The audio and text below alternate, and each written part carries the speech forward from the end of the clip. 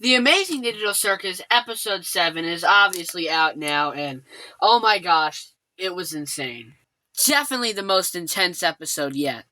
And obviously, yesterday I posted my reaction to it, and as I said in the reaction and in my community post I made today, I was probably going to make, a video going over things you might have missed while watching the episode for the first time, because, it's your first time watching it, so, yeah, we're basically going to be going over everything you missed. A few people have already made, these types of videos, but I just thought I'd make it because I want to. But anyway, yeah, without further ado, enough wasting time, let's get into it.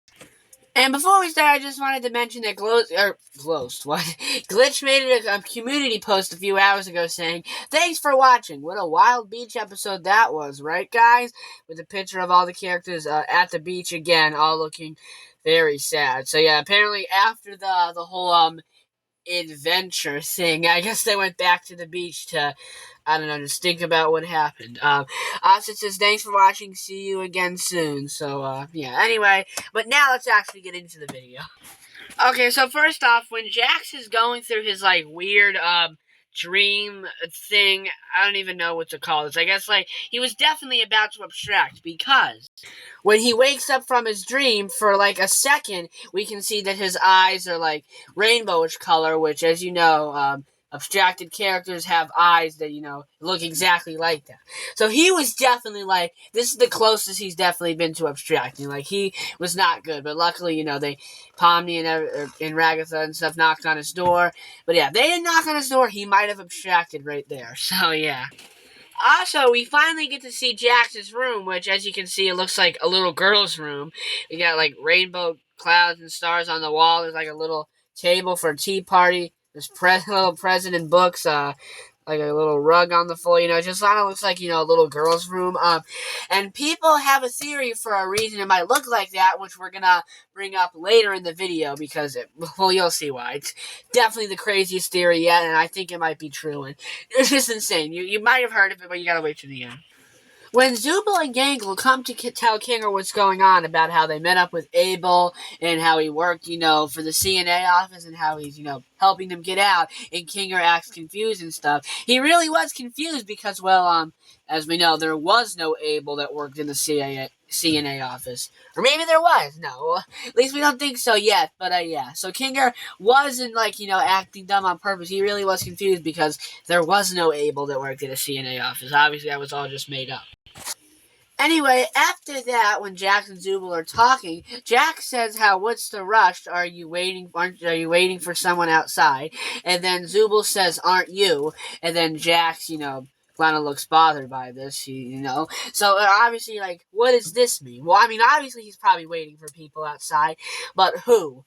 Well, once again, we're going to come back to this later. You'll see if you don't know what I'm talking about, but you'll eventually see. When Pomni gives Kinger the, administrative hand thing, or I don't know, whatever it was called, and then when Kinger comes out of his pillow fort, and it looks like he's about to say something to Pomni, and then he just says, "Did you say something?" But it really looks like he was actually about to, say something, but then as soon as he got out of his dark pillow fort, he immediately forgot. So he was about to probably say something smart, but, as soon as he came out of the darkness, he forgot. When the characters are walking around in Kane's office through the little, crystal ball globe things, you can see a bunch of previous adventures. Here we can see the Spudgies area and the Candy Kingdom. Then we see Jax looking at one of them, and it seems to be, a weird, snowy, desert, or some kind of snowy area or something. And as you can see, he looks sad. And then, obviously we didn't notice this, in our first viewing, but if you listen closely, you can actually hear the voice of someone talking, in Jax's head.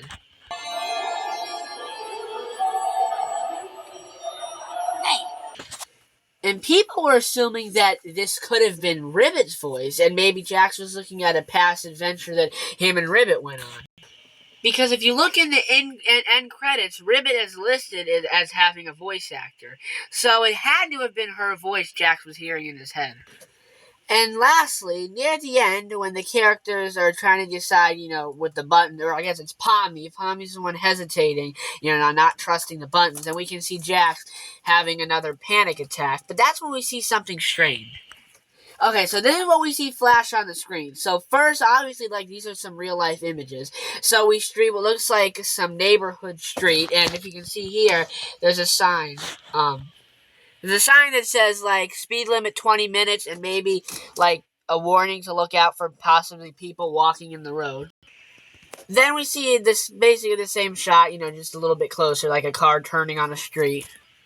Then we see what looks like some kind of, like, woods or something, and, a car driving down some kind of, like, creepy woods or street area.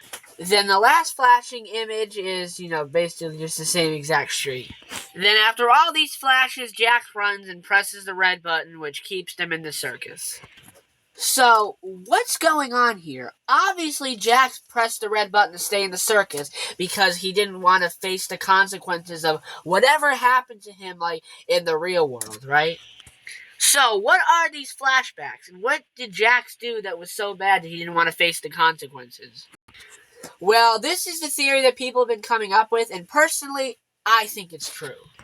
So, people are making a theory that maybe the reason we see a car, like, driving down a street and then all of a sudden driving down some woods is maybe something happened, like, with Jax, where, like, he was driving in the middle of the night or something. Maybe he was a drunk driver or something. Or maybe stuff at his, like, home. Maybe his family was, like, wasn't that good, so one night he snuck out or something, and he was just driving, down the road when a little girl ran out into the street and Jax hit her with his car. And then he didn't know what to do. He started to panic. So instead of, calling the police or an ambulance or something, he started to flee and leave, the body there, a hit and run. And then fled into the woods or something. And then somehow came across the building with the headset and put it on and then ended up in the circus. And this could be the reason why Jax's room looks like a little girl's room, because somehow Kane, can mess with their minds and knows what happened to the characters in their past life, so he's using this against Jax. So every time he wakes up, he'll be reminded that, he took the life of someone. That being a little girl. Yeah, I know, this theory is crazy, but personally, it all makes sense, and there's two other reasons why it makes sense. So, Gooseworks has said before that Jax deserves to be in the circus the most than anyone else there. So, like, what could he have possibly done that was that bad? Well, maybe that was it. He hit a little girl, on her bike or something, then fled the scene, right? And also, Gooseworks has said that we will see the worst thing Jax has done with our own eyes. So possibly, maybe in episode 8 or 9, one of these last two episodes, we'll see, another flashback, and we'll see, what Jax did, where he hit the little girl or something, or maybe he'll do something bad in the circus, like make another character abstract. I don't know, but yeah, either way, I'm, like, 85% sure. I'm 85% think that this theory is probably real, but we'll just have to wait till March for episode 8. Oh my gosh, I just realized we gotta wait till March for episode 8. Then who knows how long we'll have to wait for episode 9. No, I'm just kidding. It's usually worth the wait, because this, also, I forgot to mention, the animation in this episode is just, wow. Amazing. Best animation, by far out of any of the episodes. But, yeah, so that's all the stuff you might have missed in episode 7. So, crazy theory about Jax. Yeah, I'll see you on the next video, and, as always, goodbye.